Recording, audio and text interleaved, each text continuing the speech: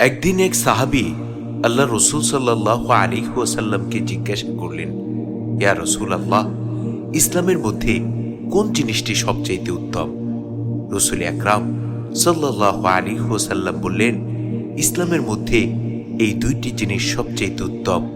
এক হচ্ছে তুমি মানুষকে খাবার খাওয়াবে, মানুষের মধ্যে যারা অসহায়, দরিদ্র, মিসকিন তাদেরকে খাদ্য দান করবে।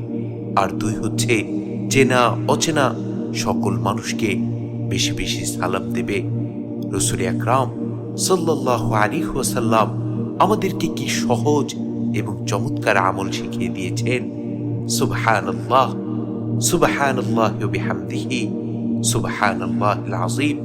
এ সম্পর্কে সহিহ বুখারীর 12 নম্বর হাদিস। হযরত আব্দুল্লাহ ইবনে আমর রাদিয়াল্লাহু আনহু বলেন, এক সাহাবী এসে আল্লাহর রসুলকে জিজ্ঞাসা করলেন,